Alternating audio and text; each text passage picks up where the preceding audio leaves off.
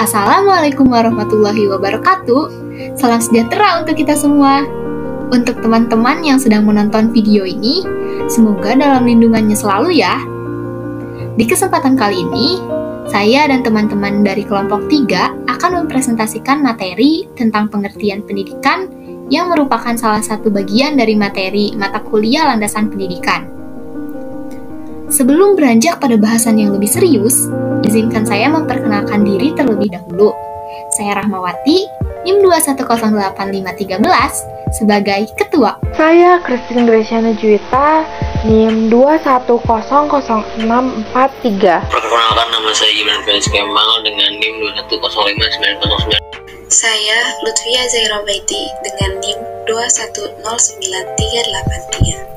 Nama saya Maya Ningrat dengan NIM 2107357. Dalam melaksanakan fungsi-fungsi kehidupan, manusia tidak akan pernah lepas dari yang namanya pendidikan. Karena pendidikan berfungsi untuk meningkatkan kualitas manusia, baik individu maupun kelompok, baik jasmani, rohani, spiritual, material, maupun kematangan berpikir. Dengan kata lain, pendidikan berfungsi untuk meningkatkan kualitas sumber daya manusia. Dilihat dari sudut pandang tertentu, pengertian pendidikan jelas berbeda, tetapi maksud dan tujuannya tetap sama, yaitu untuk meningkatkan kualitas sumber daya manusia. Pengertian pendidikan tersaji dalam Undang-Undang Sistem Pendidikan Nasional Nomor 20 Tahun 2003. Selain itu, pengertian pendidikan juga disampaikan oleh para ahli. Sejalan dengan beberapa pendapat ini, maka pengertian pendidikan diutarakan dalam 3 bagian, yaitu pengertian pendidikan berdasarkan ruang lingkup, pengertian pendidikan berdasarkan pendekatan ilmiah, dan pengertian pendidikan berdasarkan pendekatan sistem. A. Pengertian pendidikan berdasarkan ruang lingkup. Menurut ruang lingkupnya, pengertian pendidikan dibagi menjadi 3 bagian. Yang pertama, ada pengertian pendidikan maha luas. Pendidikan maha luas adalah pendidikan yang proses belajarnya berlangsung sepanjang hidup dan mempengaruhi kehidupan individu tersebut. Sifat pendidikan maha luas tidak terbatas pada kurun waktu tertentu, tetapi berlangsung sepanjang masa selama terjadi kontak antara individu dengan individu lain, ataupun ada pengaruh dari yang satu dengan yang lain. Lalu yang kedua, ada pengertian pendidikan secara sempit. Pendidikan secara sempit adalah pendidikan yang hanya dilaksanakan di sekolah saja sebagai lembaga pendidikan formal. Dalam konteks ini, pendidikan bersifat terbatas, baik dari segi waktu pelaksanaan, materi, maupun ruang lingkupnya. Keluasan pembelajaran lebih mengutamakan pada materi sesuai kurikulum saja. Pendidikan dalam arti sempit juga hanya berfokus pada pemupukan kemampuan intelektual dan kemampuan keterampilan tertentu. Dan yang terakhir adalah pengertian pendidikan dalam arti luas terbatas. Menurut Reja Mudia Hajo, pendidikan dalam arti luas terbatas yaitu pendidikan yang dilakukan oleh keluarga, masyarakat, serta pemerintah melalui kegiatan bimbingan, pengajaran, dan pelatihan yang berlangsung di sekolah maupun di luar sekolah untuk mempersiapkan individu yang dapat memainkan perannya dalam berbagai lingkungan hidup secara tepat di masa yang akan datang. Pendidikan dalam arti luas terbatas berlangsung pada situasi-situasi tertentu dan dilaksanakan secara terstruktur pada setiap jenjang dan pendidikan. Waktu pelaksanaannya pun tidak dilakukan setiap saat, tetapi terencana dengan memilah-milih waktu pelaksanaan untuk kegiatan tertentu.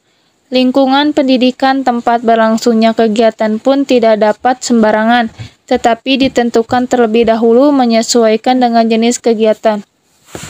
Yang kedua, pengertian pendidikan berdasarkan pendekatan ilmiah. Sebelum mengetahui arti pendidikan berdasar pendekatan ilmiah, mari kita ketahui terlebih dahulu mengenai ciri-ciri pendekatan ilmiah dalam bidang pendidikan. Yang pertama, ada analisis. Maksud dari analisis adalah menjabarkan suatu hal dalam unsur yang lebih kecil. Lalu ciri-ciri yang kedua adalah deskriptif. Maksud dari deskriptif adalah menggambarkan secara terperinci mengenai objek yang sedang diteliti. Selanjutnya, ada empiris. Maksud dari empiris adalah mengungkapkan prinsip pendidikan berdasarkan peristiwa yang sedang terjadi dengan menggunakan pola pikir yang logis. Dan ciri yang terakhir adalah memulai dengan asumsi. Dengan kata lain, memiliki pendapat sementara yang nanti benar dan atau tidaknya akan diketahui setelah melakukan penelitian. Pendidikan berdasarkan pendekatan ilmiah adalah pendidikan yang dipandang berdasarkan satu disiplin ilmu tertentu. Misalnya dari sudut pandang psikologi, sosiologi, antropologi, ekonomi, dan politik. Pengertian pendidikan dari sudut pandang psikologis adalah pendidikan yang lebih menekankan kepada proses pengembangan individu. Selanjutnya terdapat pengertian pendidikan dalam sudut pandang sosiologi. Menurut sudut pandang sosiologi, pendidikan adalah studi tentang interaksi antara individu dalam kehidupan kemasyarakatan.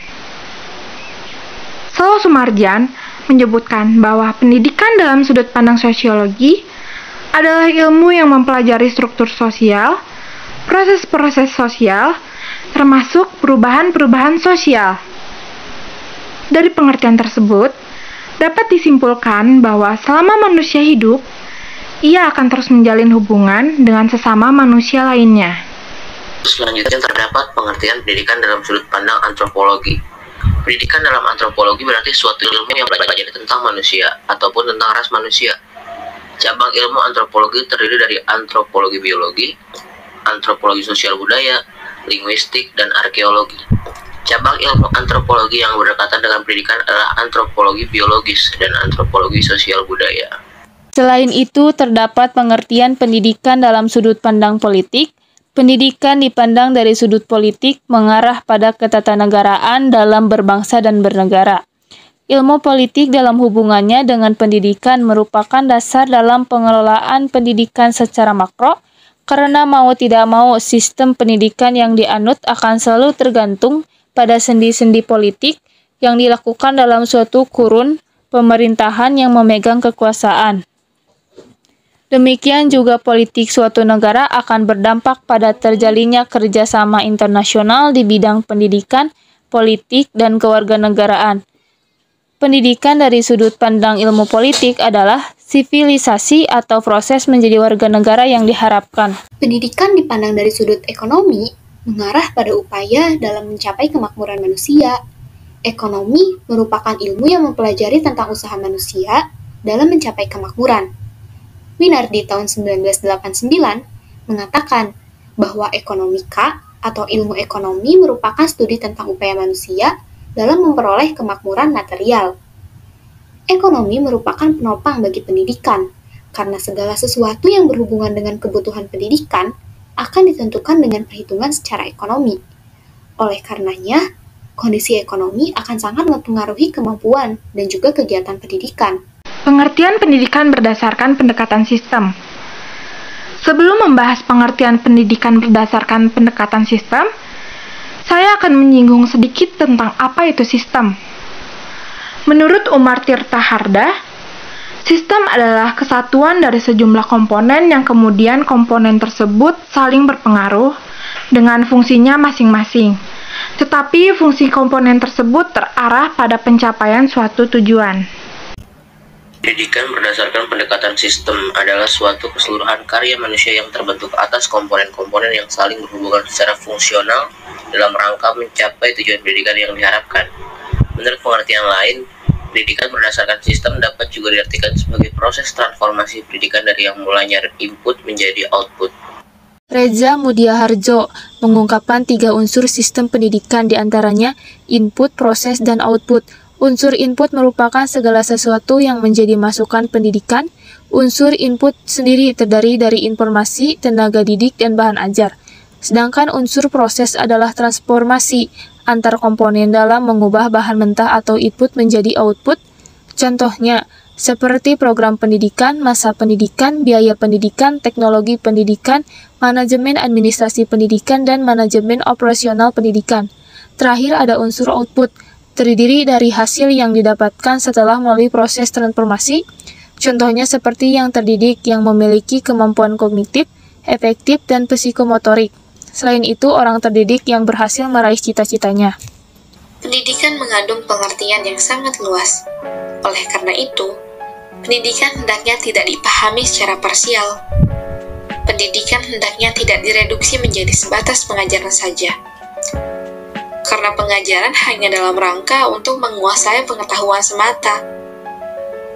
Pendidikan juga tidak direduksi menjadi sebatas latihan saja, karena latihan hanya diarahkan dalam rangka menguasai keterampilan saja.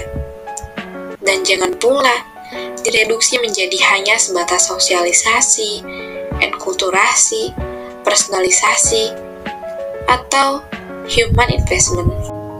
Pendidikan juga diperuntukkan bagi siapapun, berlangsung dimanapun dan kapanpun. Tak terasa, kita sudah berada di penghujung presentasi. Saya mewakili teman-teman yang lain, sangat berharap bahwa informasi di dalam presentasi ini dapat bermanfaat bagi teman-teman. Akhir kata, mohon maaf apabila terdapat banyak kesalahan, karena kami hanyalah manusia biasa yang sedang berproses menjadi individu yang lebih baik. Terima kasih. Wassalamualaikum warahmatullahi wabarakatuh.